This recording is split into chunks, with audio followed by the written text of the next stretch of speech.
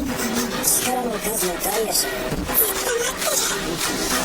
人間の底すらない進化を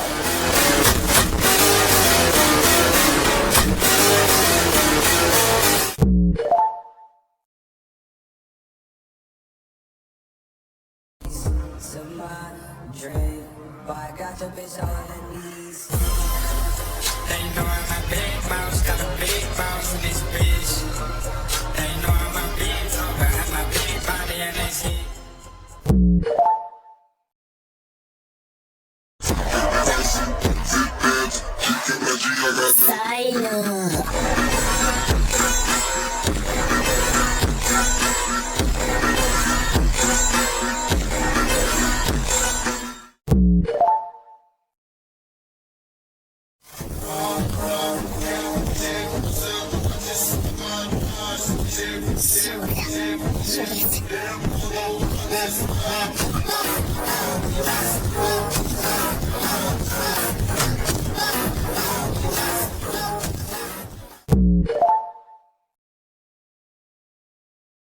僕は負けるつもりはない。抜かせ。どうして君がエルフィーの魔法をエルタリア様の後継者このユリウス・レインバーグがなってみせましょう。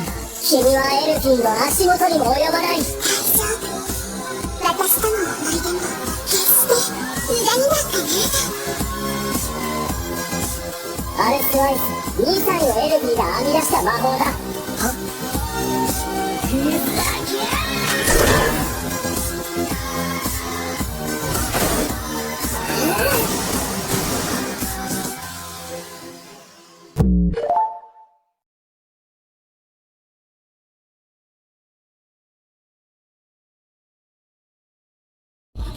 魔法が使えないがゆえに創意そして経験で裏付けされた戦場の嗅覚失礼しますマギア・ベンダ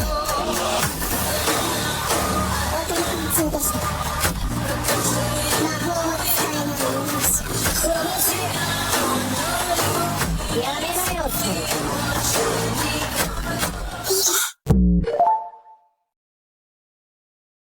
思い出している。ついた。背をして最速するよ。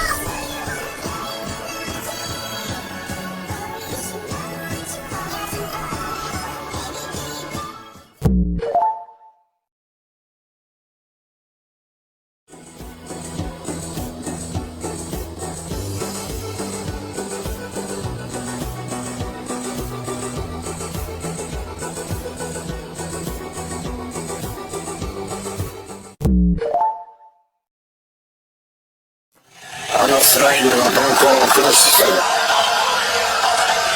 あれは化け物だ。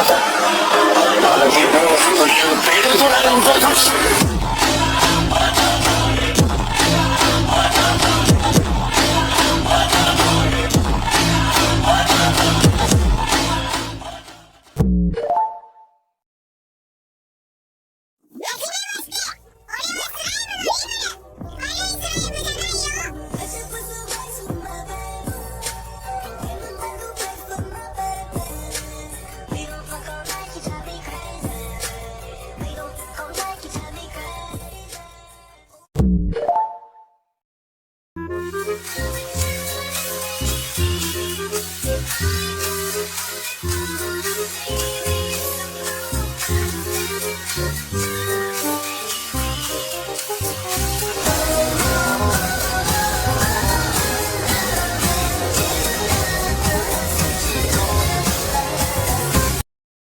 Don't be naive. Development in the force of Jura will change everything. The reason no one has ever done it before is because there's nothing to be gained from it. But things have changed. The vast territory to the south of the forest falls under Demon Lord Maline's dominion. Backed by overwhelming military might, the region is sure to prosper. To the west lies the western provinces. In the north, the armed nation of Wargons. Looking at the map, the country that will connect all these nations is the newly founded Jura Tempest Federation.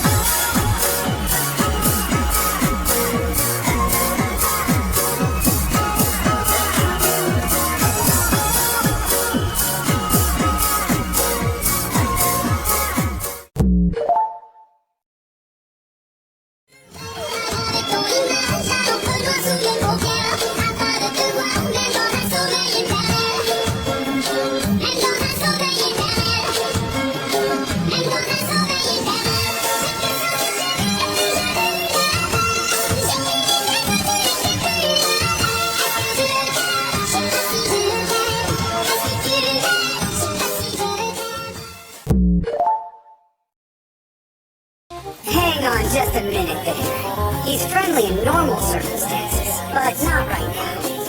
And I'm pretty sure you can guess why that might be. What did you say? You heard me. You're the ones who declared war on his people, are you not? That was a mistake. A number of Rimuru's friends died because of your actions. Safe to say he's not too happy. You sent other worlders to cause havoc in his own home without sending messengers or even declaring war first.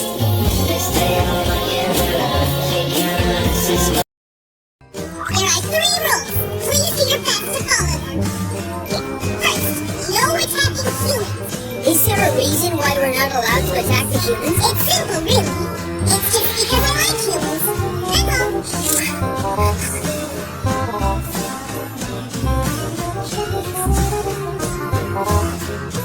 all. This happened because of my rules. You've managed to anger the one person whose rage you should fear the most. You have my sympathy. I doubt your death will be painless.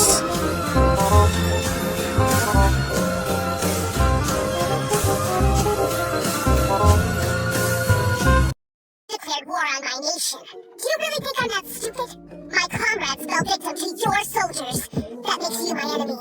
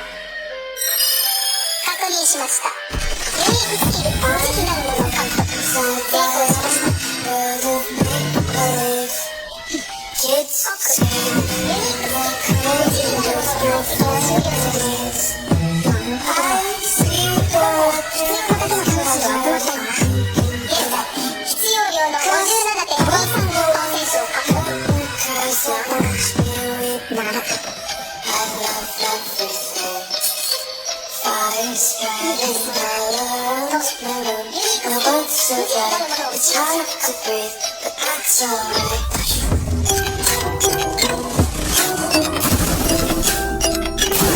この場に生存する全ての人間の魂を借り取りました。本当に無慈悲だ。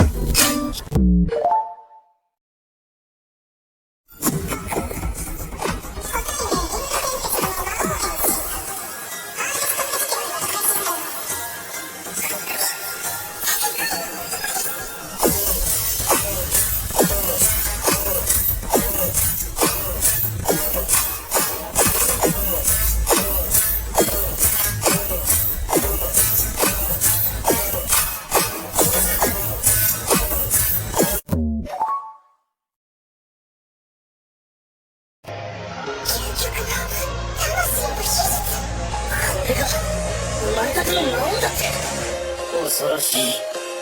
あまりにも恐ろしいものを相手にしてしまった。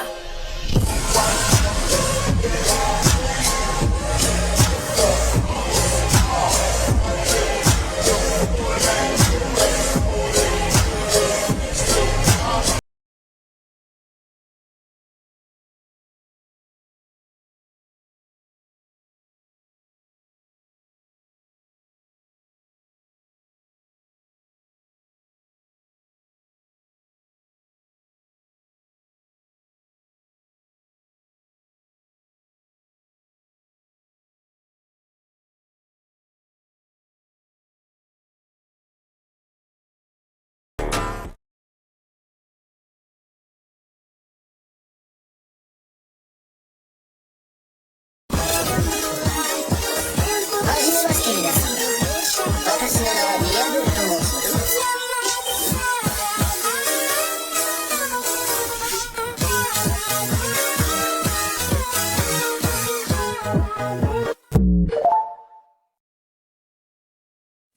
リムルさん、こちらです。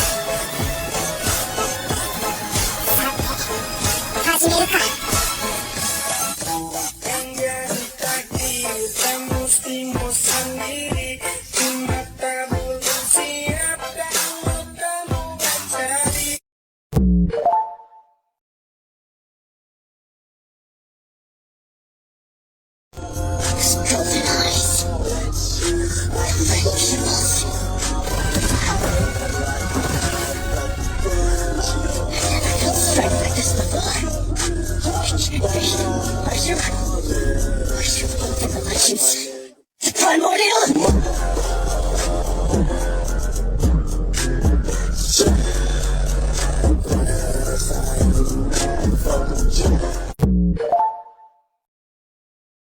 Primordial of Demon, also known as 7 Pillars of Primordial, are the oldest and most extraordinarily powerful demons. Each of them is referred to by their signature colors rather than an actual name. Primordial Purple Violet, Ultima. Primordial White Blonde, Testarossa. Primordial Yellow Dawn, Carrera. Primordial Black Noir, Diablo. Primordial Green Vert, Misery. Primordial Blue Blue, Rain. Primordial Red Rouge, Guy Crimson.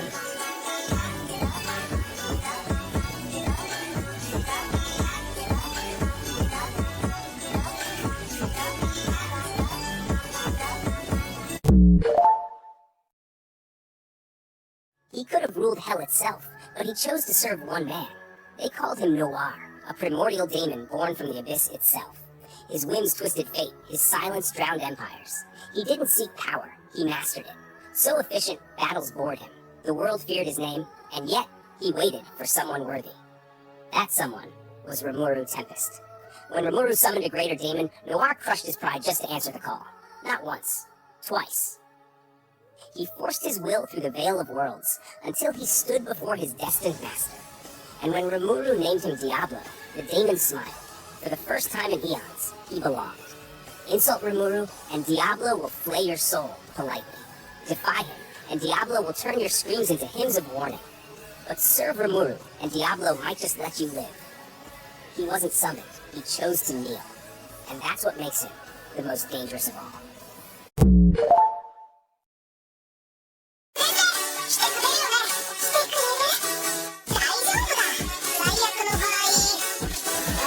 何でも従えてやる。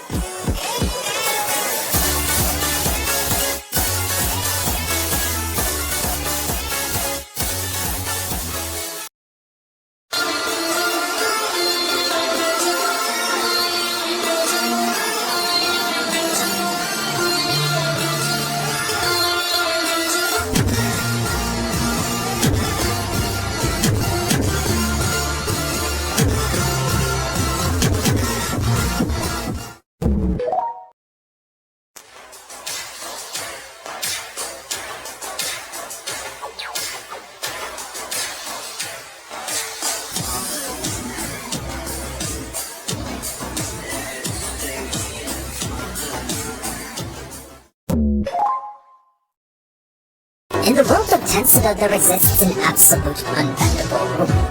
One that not only surpasses the very laws of nature, but also bypasses their very purpose completely. The rule I'm talking about here is the one that dictates that ultimate skills are the ultimate power. The unrivaled ability to treat the very laws of nature as nothing more than trivial suggestions. The idea here is that an ultimate skill can only be countered by another ultimate skill. That's why any person who possesses one is considered to be extremely powerful.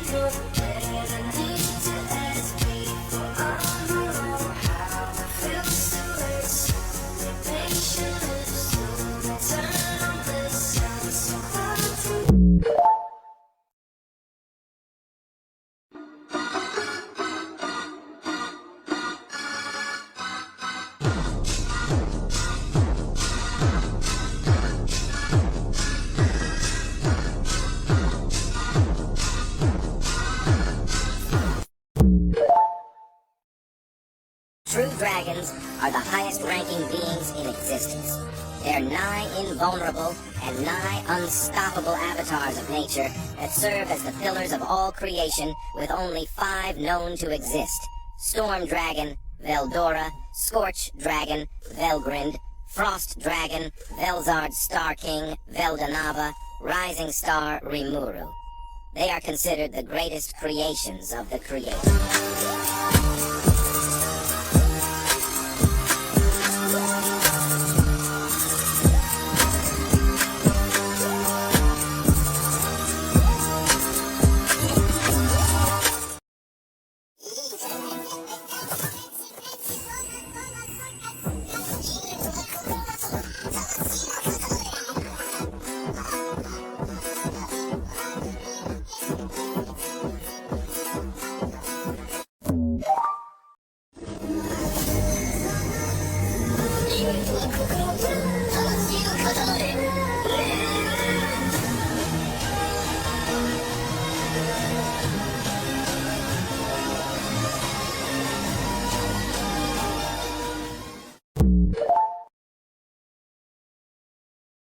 Feldora is attacked by his older sister, Felgrid. Fearing that Rimuru will be affected, he cuts the connection with him. Rimuru, knowing the situation, he goes to Feldora.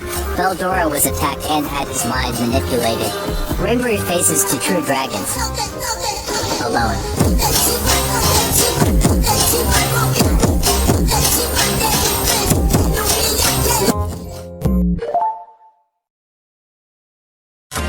Oh, look who's here!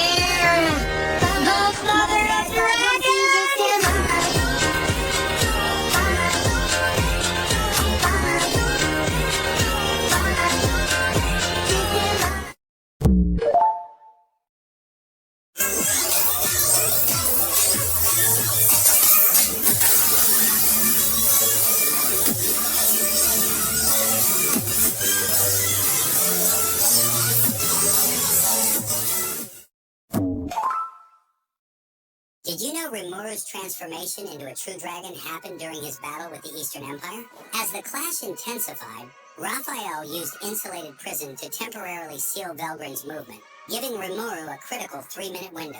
During that time, he faced Veldora, who was under Emperor Rudra's control. Veldora's storm attacks came fast and fierce, but Rimuru had fully mastered Gluttony King Beelzebub and absorbed every blow with ease. With full control, he could activate Beelzebub from any part of his slime body. In a bold move, Rimuru used Beelzebub not just to absorb attacks, but to completely devour Veldora.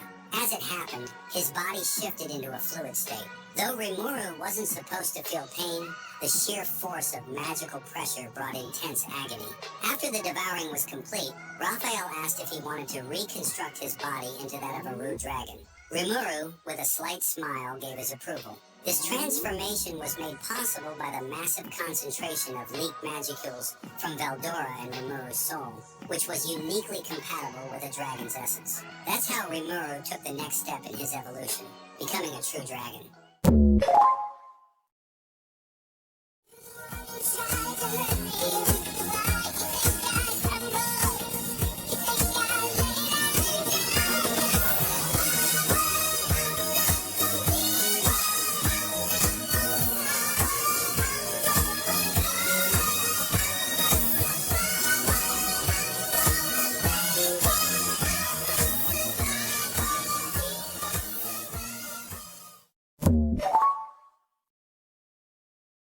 Rimuru Tempest, an anomaly in the world of slime, the founder and king of the Tempest Federation, a demon lord of Octogram, the transcendent slime with the ultimate skill of void god Azathoth, known far and wide as the Chaos Creator.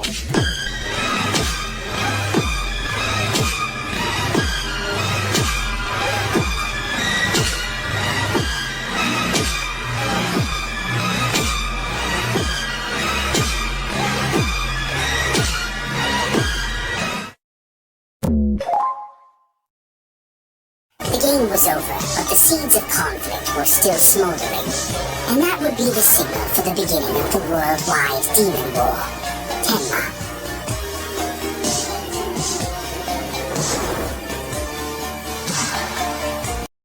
You speak of the Angel's invasion, yes? Correct. If we allow that city to continue to expand at its current pace, it's all but guaranteed. That would be troublesome. After all, we're aiming to secure total victory in the next great Tenma war. Right. Which is why we should think twice before taking action.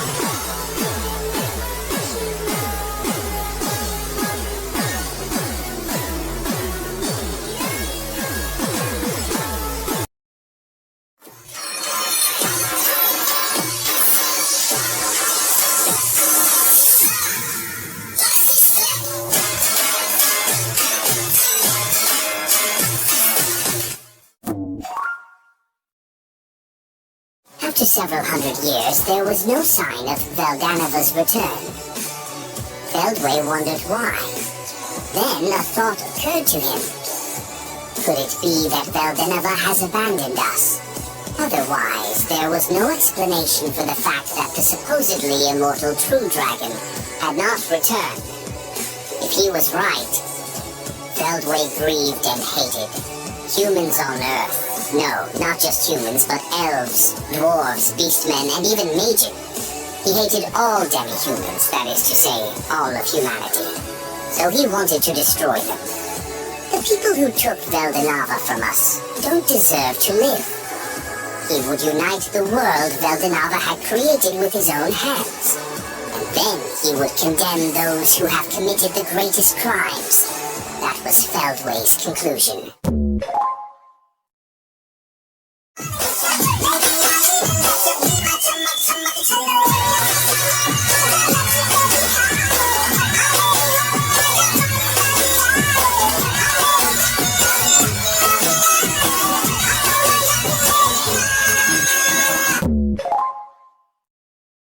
So this is the primordial black, Diablo, a mere demon who dares stand before a will that commands the heavens. I am Feldway, executor of the world's order, the blade of the creator himself. Kneel, know your place. No matter how deep your loyalty runs, you are nothing more than Rimuru's shadow. Against my existence, your eternity ends here. How amusing. You speak of order, yet you tremble before devotion. I do not serve Rimuru-sama because I must. I serve him because I choose to. No matter how deep your loyalty runs, you are nothing more than Rimuru's shadow. I am not a shadow. I am the darkness that devours gods. Now then, Feldway, allow me to teach you the difference between borrowed authority and absolute loyalty.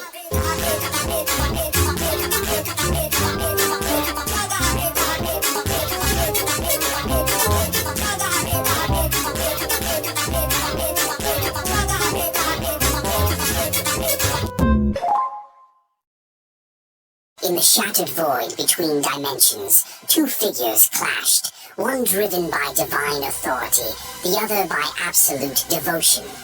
Feldway, the angel of the end, radiated a golden storm of destruction, each strike capable of erasing worlds. Diablo, the primordial black, turned Demon Lord's greatest shadow, stepped forward with a smile, untouched. Feldway roared as celestial spears rained down, distorting space itself.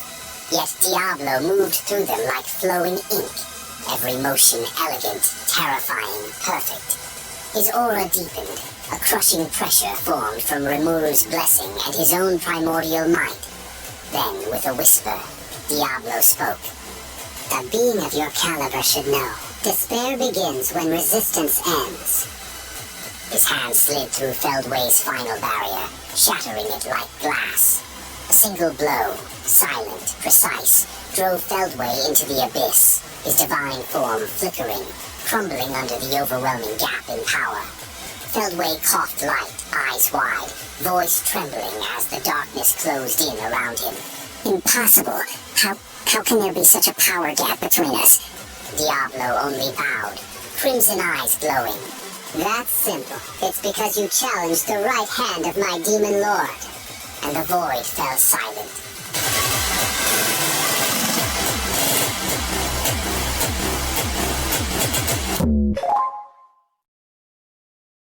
Fufufu, my wife has come back to life. My daughter will come soon too. The family will be together.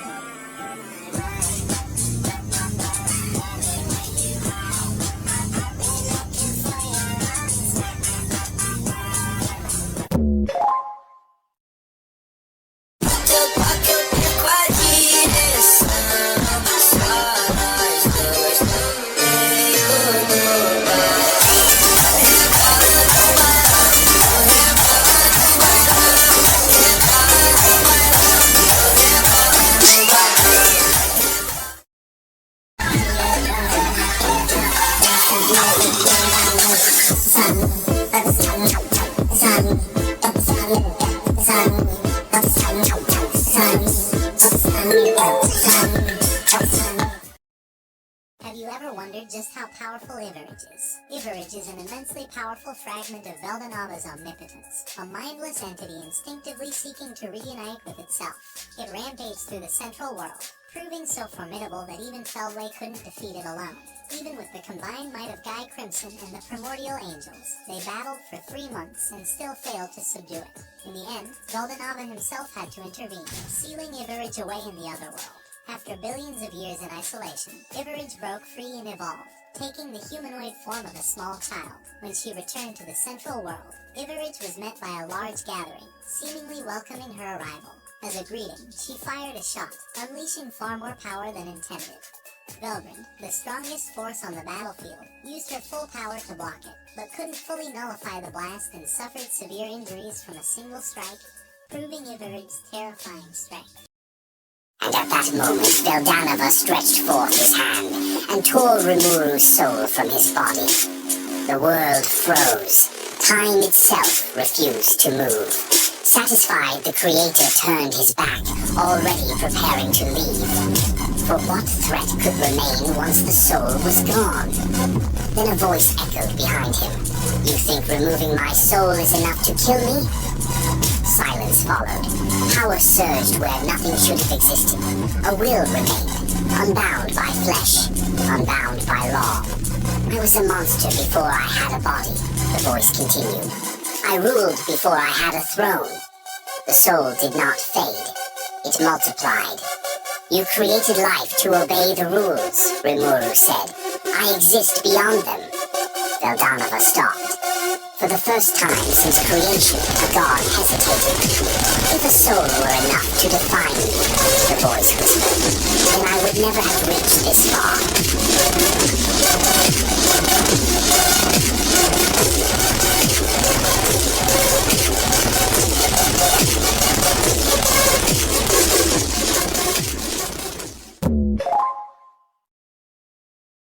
Veldanava looked at me sharply and asked, "Why are you on par with me?"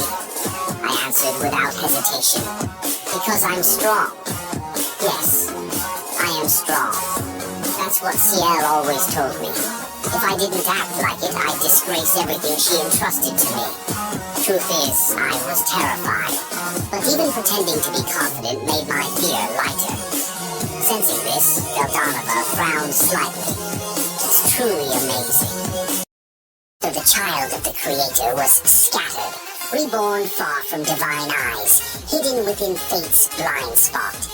With a human's death, a slime is born. The world shakes. That soul resurfaced as Rimuru Tempest, a seemingly harmless existence that evolved with every challenge, every victory, every kill, until the sealed divinity inside him began to awaken. This was never chance. This was the rise of Veldanava's heir, a god reborn in the body of a monster. With the final impact shot, Rimuru is crowned in the celestial flame of creation.